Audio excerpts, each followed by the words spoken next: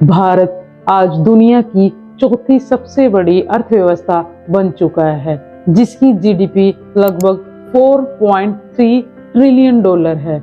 लेकिन सवाल ये है कि अगर देश इतनी तेजी से आगे बढ़ रहा है तो भारत का मिडिल क्लास आज भी क्यों ईएमआई, महंगाई और स्कूल फीस में फंसा हुआ है? क्यों भारत का मिडिल क्लास अमीर बनने से पहले ही थक जाता है? भारत की आबादी लगभग 1.43 अरब है, जिसमें से 40 से 45 करोड़ भारतीय मिडिल क्लास में आते हैं। लेकिन भारत का जो मिडिल क्लास है वो बहुत कमज़ोर है, क्योंकि इनकी जो प्रतिदिन की इनकम होती है वो 800 से 1600 के बीच में होती है। तो अगर किसी की नौकरी चली जाए, किसी के घर में कोई बंदा बीमार हो जाए या कोई बड़ा खर्च आए तो वो बहुत जल्दी गरीबी रेखा में जा सकता है।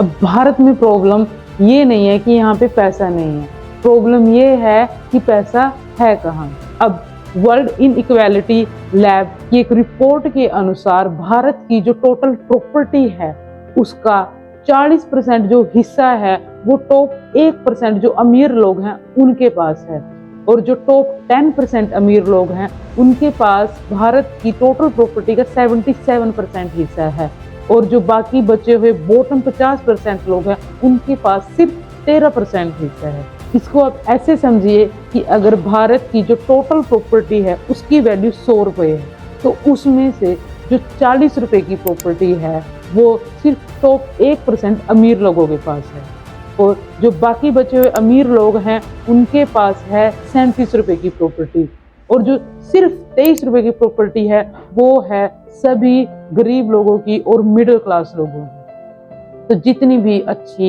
इन्वेस्टमेंट अपॉर्चुनिटीज हैं वो अमीर लोगों को मिलती है। जितने भी बड़े असेट्स हैं जैसे कंपनियां हैं, शेयर हैं, जमीनें हैं, वो अमीर लोगों के पास जाते हैं, और मिडिल क्लास के पास बचता है सिर्फ उसकी सैलरी, और उसी में से उसकी ईएमआई कटनी है, बच्चों की स्कूल की फीस जानी है, बीमारियों का खर्चा कटना है, और लास्ट में उसके पास कट कटा के सेविंग के नाम पर कुछ नहीं बचता।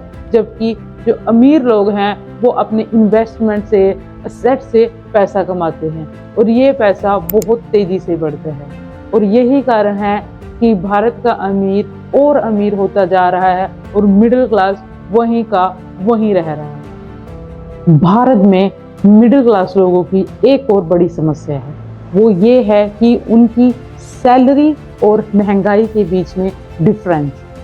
कागज पर देखने को लगता है कि हाँ सैलरी हर साल बढ़ रही है, हर साल इंक्रीमेंट मिल रहा है, लेकिन असल जिंदगी में मिडिल क्लास लोगों को लगता है कि जो पैसा है वो पहले से भी ज़्यादा कम पड़ रहा है।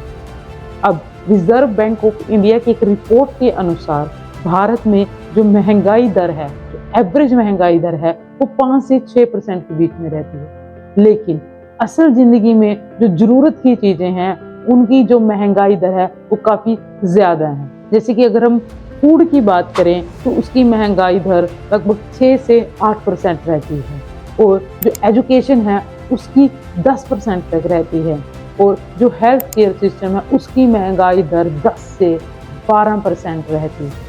और जबकि कॉर्पोरेट सेक्टर में जो एम्प्लॉयज़ की जो सैलरी में हर साल इंक्रीज होता है वो होता है 6 से 8%। इसका मतलब ये है कि अगर सैलरी 7% बढ़ रही है तो वहीं महंगाई 10% बढ़ रही है।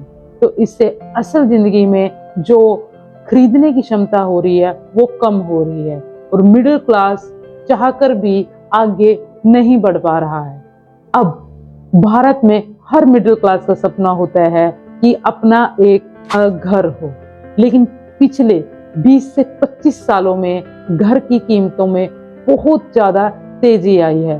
मान लो कि अगर 2010 में किसी कर्मचारी की सैलरी 40,000 थी और आज उसकी सैलरी है 80,000, लेकिन वहीं अगर हम प्रॉपर्टी की बात करें, घर की बात करें, तो 2010 में अगर किसी प्रॉपर्टी की कीमत 40 लाख थी, आज उसकी कीमत 1.5 से 2 करोड़ के बीच में हो चुकी है।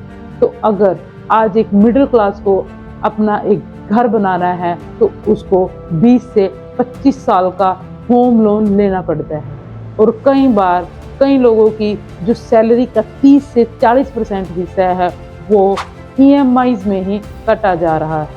तो आज मिडिल क्लास लोगों का जो अपने घर का सपना है वो भी सपना ही बनता जा रहा है।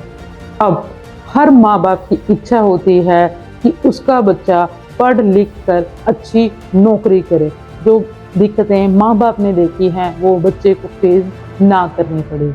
लेकिन पिछले कुछ सालों में जो एजुकेशन है वो इतनी महंगी हो गई है कि कुछ परिवारों के लिए ये आर्थिक बोझ बन चुकी है।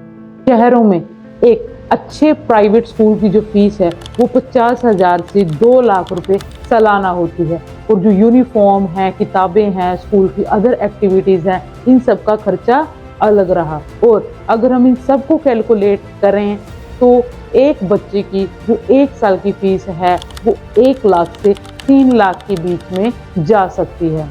और आप सोचिए कि अगर किसी माँ बाप के 2 बच्चे हैं तो उसके लिए ये कितना मुश्किल हो जाता है। मिडिल क्लास लोगों के लिए जो एजुकेशन है वो सिर्फ एक खर्च नहीं होता बल्कि एक इन्वेस्टमेंट भी होती है।